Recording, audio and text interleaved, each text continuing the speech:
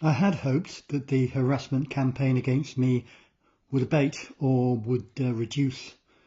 I thought that having discovered how to set the modem firewall at a high level, I could actually stop hackers getting into my computer. Apparently not. This morning I was listening to the radio and heard a story about widespread hacking and computer crime, and I thought I'll record that. So when I got home I stuck my recorder into the computer and I tried to record the Today programme that I'd listened to the news item on, and I couldn't do it. At first Chromium would let me play old editions of the Today programme, but not the latest one.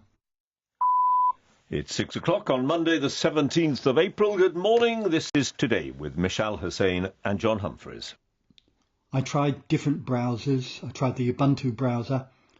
I tried one called Midori, which has a private setting in private, but no good. So I gave up and went out of that identity, and I went into another identity. I discovered to my surprise that the firewall, the computer firewall, had been turned off. I don't know how that can happen. It's supposed to stay on all the time and just reset itself when you turn the computer back on. I think what must have happened is that my password had been compromised and the hackers had discovered the password and then therefore been able to turn the firewall off. Anyway, for whatever reason, the firewall was off. So I changed the password and then I put the firewall back on again. And hey, voila! I could play Chromium again. And I could play the latest edition of Today, which I recorded. So here's the essence of what Today is saying about cybercrime, including, I suspect, my hacking. Cressida Dick, she told us that reducing gun and knife crime would define her time at the top of Britain's most important police force. There are, of course, wider challenges as well. Let us talk about all of that with Gloria Laycock from the Jill Dando Institute, who's Professor of Crime Science at University College London, who's on the line, and Rory Gagan, who's here, Head of Criminal Justice at the Centre for Social Justice, and himself a former Metropolitan Police officer. Morning to you both. Gloria Laycock, she also talked about digital policing and cybercrime, and that is another area, isn't it, which is going to be a priority for it?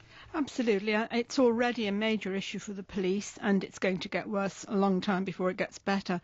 And the police, I think at the moment, including the Met, are totally unsighted on it. So, for example, if I phone and say I've been a victim of fraud or theft or stalking or child abuse, they'll record all that.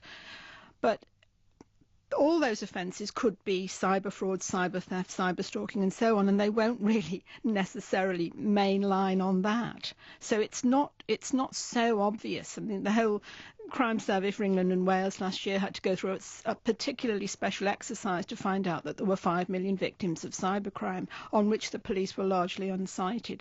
So there are huge implications for how we collect crime data and how we deal and develop preventive measures on cybercrime, which is only one example of the sort of challenges we'll face in the future. And that sounds like an enormous use of resources. But it's also to recognise the role of industry and the role of non-profits and charities out there actually in terms of preventing a lot of this stuff, because there's no way the sheer volume of cybercrime already, never mind in another 5 or 10 years, the only way we can get through this is by sort of really driving home a prevention message and getting industry to step up their own security, as we've seen with, in the past, car crime. And also getting people to report it, Gloria Lake, and to treat it as a crime, or at least to think that it's something that the police should be involved with. Because at the moment on cybercrime, you might go to your bank or something, you might not even mention it. Well, one way around that is to get the data from the banks. They've got a lot better data than the police have at the moment, and they ought to be sharing it.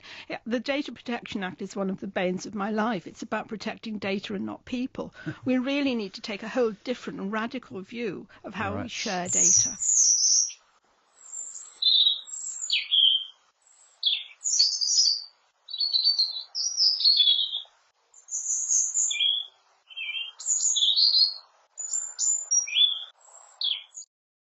If you have had any similar experiences, please send me an email.